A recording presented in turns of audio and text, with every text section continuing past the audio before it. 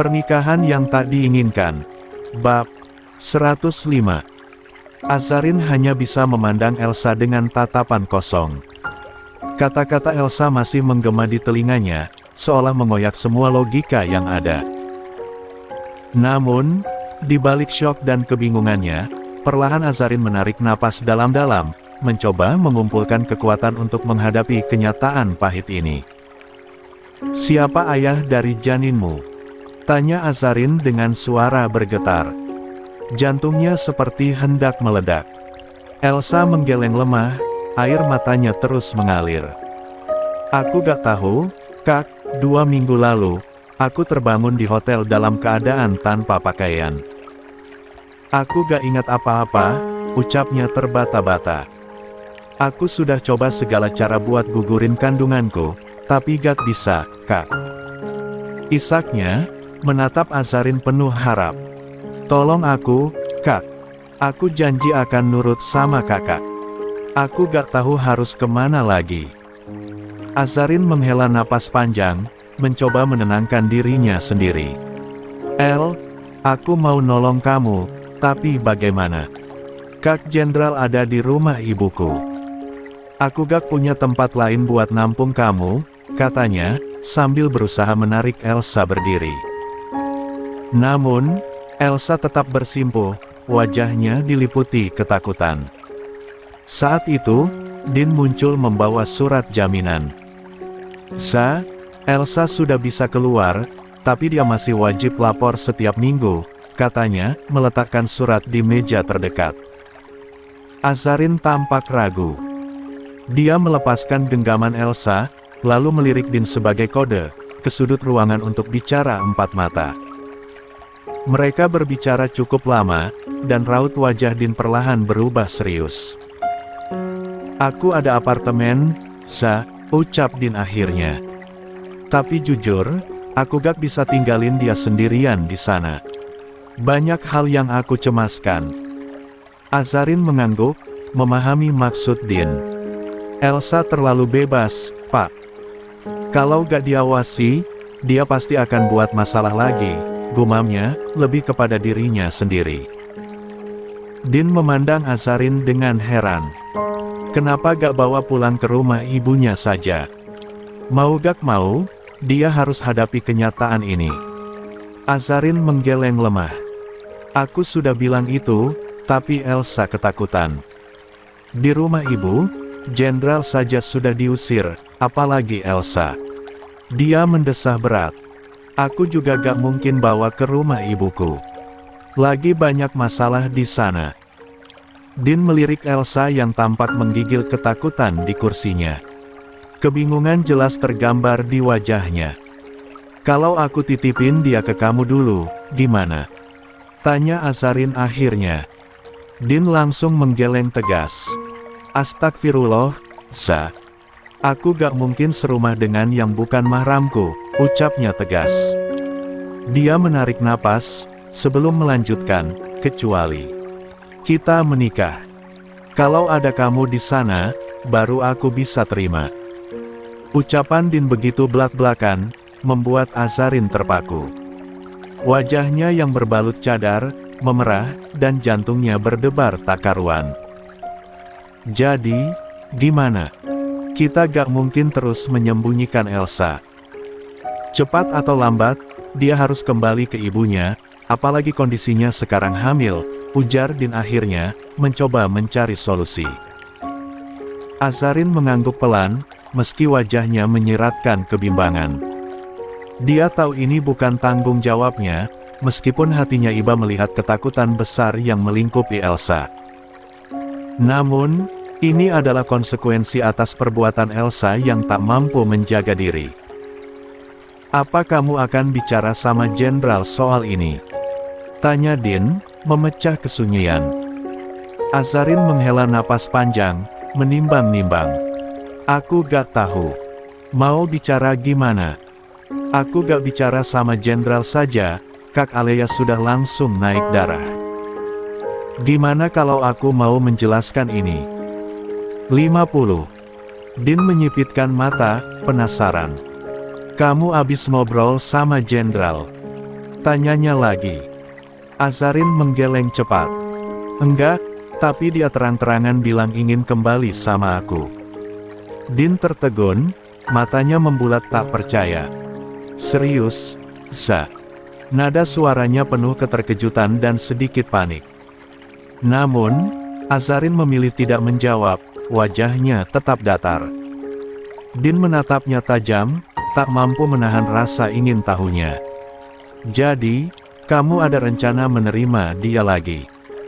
Tanyanya, lebih pelan, namun sorot matanya meminta kejujuran. Azarin memutar tubuh, menatap Din dengan tegas. Aku gak segila itu, Pak Din, sekalipun dia sudah berpisah dengan kakakku, aku gak akan pernah kembali ke pria yang tidak bisa menjaga dirinya. Selingkuh itu penyakit, ujarnya dengan nada penuh ketegasan, sebelum berbalik dan meninggalkan Din. Din terpaku di tempat, namun senyum lega perlahan merekah di wajahnya. Dia menghela napas panjang, lalu berbisik lirih sambil menatap langit-langit. Denza, bundamu masih setia pada keputusannya, nak, gumamnya dengan nada penuh syukur, senyuman lebar terukir di bibirnya. 51. Suasana makan malam di rumah terasa dingin, nyaris beku. Tak ada obrolan yang mengalir antara Alea dan Jenderal. Herlina, seperti biasa, tidak bergabung karena waktu makannya telah selesai lebih awal.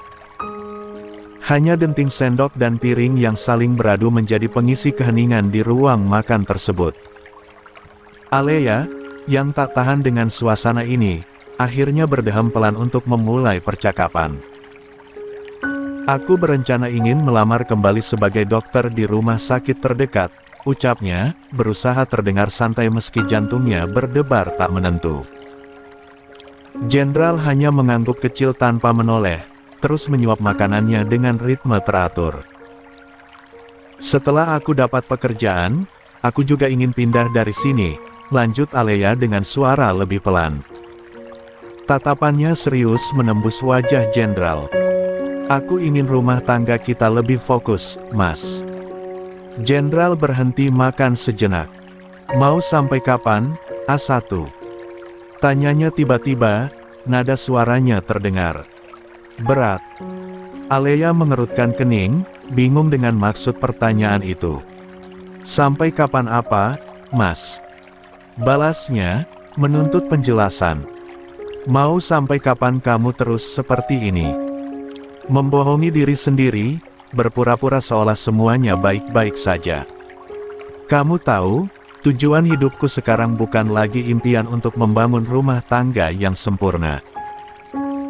Alea menatapnya tajam, lalu menyela dengan suara tegas, tapi untuk mengejar asa, kan?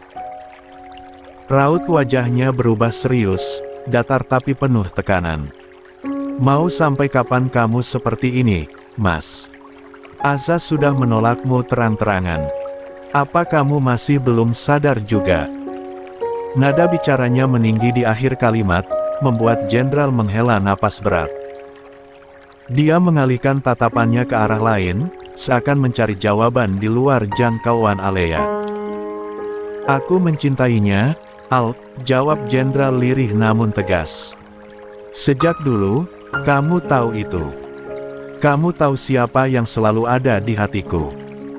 Kalimat itu membuat suasana semakin mencekam. Alea hanya bisa memandangi Jenderal dengan tatapan kecewa, dadanya terasa sesak.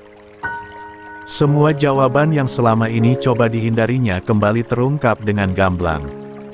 Lalu aku bagaimana, Mas? Apa aku tidak layak mendapatkan sedikit saja cintamu? Mata Alea memerah, tetapi dia mencoba menatap Jenderal dengan berani meski hatinya hancur. Aku ini istrimu, Mas. Tapi yang ada di pikiranmu hanya asa, asa, dan asa. Ujarnya dengan nada penuh kemarahan. Tangannya terangkat, memukul dadanya sendiri, seolah ingin mengurangi beban di hatinya. Kurang apa aku, Mas? Aku menerima kondisimu, bahkan ketika kamu belum bisa berjalan dengan normal. Aku ada di sini, selalu ada. Tapi tolong, sekali saja, hargai aku. Kamu sendiri yang bilang mau memberikan kesempatan untuk hubungan kita. Tapi makin kesini, aku makin sadar, yang kamu perjuangkan bukan aku, bukan kita, tapi Asa. Jenderal hanya diam, menunduk tanpa sepatah kata pun. Wajahnya terlihat lelah, tetapi tidak menunjukkan tanda-tanda penyesalan. Tatapan matanya akhirnya terangkat, menatap Alea dengan sorot yang sulit ditebak. Aku sudah mencoba, Al. Aku benar-benar berusaha untuk mencintaimu seperti seharusnya. Tapi, napasnya terhenti, kalimat itu terasa berat untuk dilanjutkan. Aku tidak bisa. Aku tidak bisa membohongi. 52. Perasaanku. Alea tercekat, merasakan dadanya semakin sesak oleh kenyataan yang dia takutkan selama ini. Lalu, kamu mau apa sekarang, Mas? Serunya, suaranya bergetar antara kemarahan dan kekecewaan. Dia berdiri dari kursinya, menatap jenderal dengan mata yang mulai basah oleh air mata. Kamu ingin aku bilang, ayo kita berpisah, begitu. Supaya kamu bisa bebas mengejar Asa. Apa itu yang kamu inginkan? Jenderal tetap terdiam, tak ada kata yang keluar dari mulutnya. Namun, bagi Alea, diamnya jenderal adalah sebuah jawaban yang paling menyakitkan. Baik. Kalau itu yang kamu mau, ayo kita berpisah, Mas. Ayo. Teriak Alea dengan suara penuh emosi. Air matanya jatuh deras, tak lagi bisa dibendung. Ini kan yang kamu tunggu. Aku sudah katakan sekarang. Ayo kita berpisah. Jenderal menatap Alea dengan mata melebar. Dia tak menyangka wanita itu akan berkata seperti itu. Selama ini, dia tahu Alea bisa melakukan hal nekat bahkan mengancam hidupnya sendiri, ketika berada di ujung kesedihan. Kamu ingin kembali ke TNI, menikahi Asa, dan mengulang semuanya seperti dulu, bukankah itu mimpimu, Mas? Lanjut Alea, nadanya semakin tajam, penuh luka yang tak lagi mampu disembunyikan. Tapi ingat ini, Mas. Suaranya kini bergetar, matanya menatap jenderal dengan amarah yang berbaur dengan kesedihan mendalam. Silakan lakukan apa saja. Kejar Asa, bangun ulang semua yang pernah kalian punya.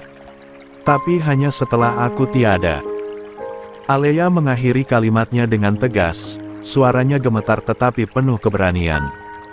Namun, di balik kekuatannya, tersimpan hati yang benar-benar hancur. Alea berlari meninggalkan ruang makan, air matanya tak terbendung lagi.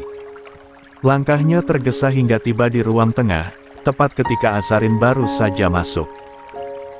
Wanita bercadar itu tampak lelah setelah mengurus Elsa, tetapi langkahnya langsung terhenti saat melihat wajah Alea yang basah oleh air mata.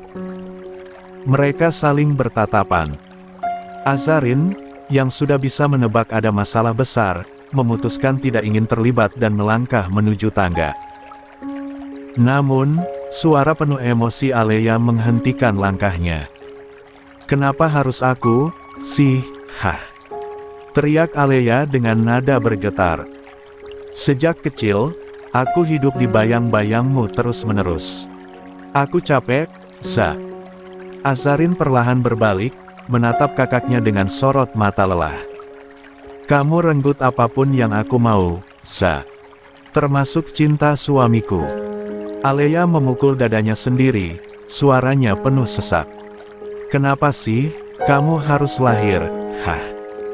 Azarin tersenyum tipis, hampir miris. Kenapa setiap ada masalah antara kamu dan suamimu, aku selalu jadi sasaranmu?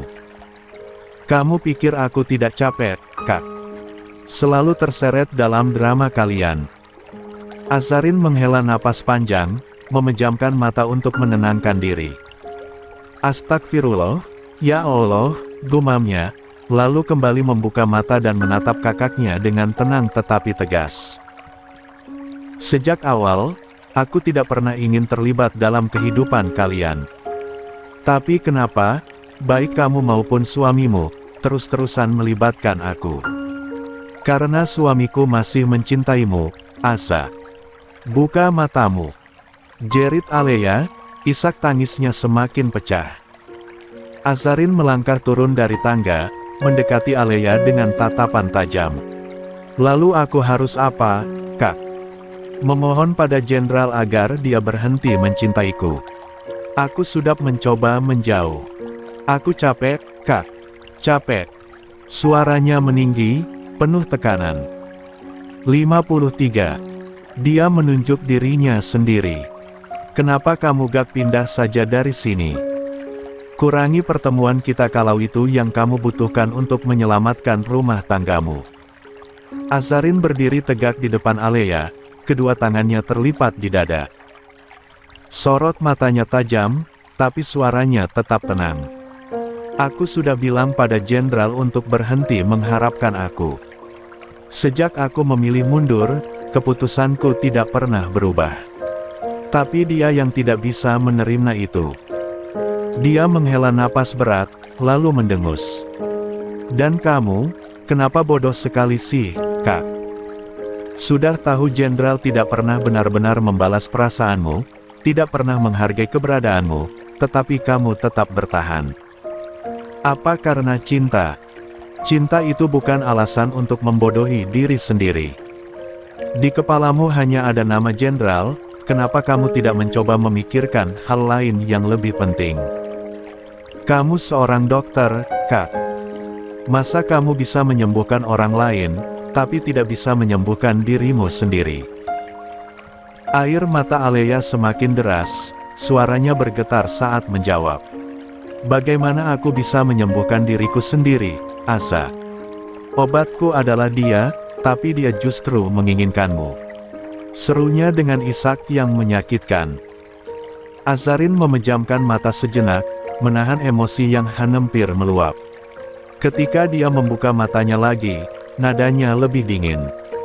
Kak, segala sesuatu yang berlebihan itu tidak baik. Kalau dia tidak bisa menghargaimu, maka tinggalkan. Dunia ini luas, banyak laki-laki lain di luar sana yang lebih pantas untukmu. Tanpa menunggu balasan, Azarin memutar tubuhnya dan melangkah pergi. Tapi di anak tangga pertama, dia berhenti sejenak, menoleh sedikit. Cinta tidak membuat kita bodoh, Kak. Tapi jika kamu membiarkan dirimu terjebak dalam cinta yang salah, itu pilihanmu sendiri, ucapnya tegas, sebelum akhirnya melanjutkan langkahnya ke atas. Sesampainya di kamar, Azarin melepas cadarnya dan menghembuskan napas panjang. Tubuhnya terasa lelah, baik fisik maupun batin. Dia berbaring setengah badan di kasur, kakinya menjuntai ke lantai. Baru saja selesai dengan Elsa, sekarang harus menghadapi drama rumah ini lagi. Gumamnya lelah, menatap langit-langit kamar dengan mata yang setengah terpejam. Pagi itu, Azarin berniat menghindari ruang makan. Dia memilih tetap di kamar, tidak ingin terlibat dalam suasana yang canggung setelah pertengkaran semalam. Namun, ingatan tentang ibunya membuatnya mengurungkan niat. Bagaimanapun, dia harus turun ke bawah untuk menyiapkan sarapan. Ketika sampai di dapur, Azarin merasa ada yang berbeda. Biasanya Alea sudah sibuk mempersiapkan makanan, namun, pagi ini, hanya kesunyian yang menemani. Tanpa pikir panjang, dia mulai menyiapkan sarapan untuk sang ibu dengan telaten, meski pikirannya melayang-layang. Setelah selesai, Azarin membawa nampan ke kamar ibunya. Umi, panggilnya lembut sambil menata makanan di meja nakas. Herlina yang sedang berbaring perlahan membuka mata. Asa, panggilnya lirih. Iya, Umi, ada apa? Jawab Azarin sambil mendekat, duduk di tepi ranjang. Kamu ribut lagi sama Alea? Tanya Herlina, suaranya penuh perhatian. Tidak, Umi, jawab Azarin cepat. Dia menggeleng sambil tersenyum kecil, berusaha menenangkan. Kenapa Umi bertanya begitu? Semalam Umi dengar kalian berdebat. Apa ini ada hubungannya dengan Jenderal? Herlina bertanya hati-hati, tapi nada khawatirnya jelas terdengar. Azarin menghela napas panjang. Aku tidak pernah berniat merebut Jenderal dari Kak Alea, Umi. Sedikit pun tidak. Tapi 54. Jenderal masih menginginkanmu, potong Herlina dengan lirih, suaranya hampir tak terdengar. Azarin terdiam, pandangannya tertunduk. Napasnya terdengar berat, seolah menahan beban yang tak berujung. Herlina perlahan menggenggam tangan putrinya, memberikan kehangatan. Bagaimana dengan perasaanmu terhadap Jenderal, Nak? Tanya Herlina hati-hati.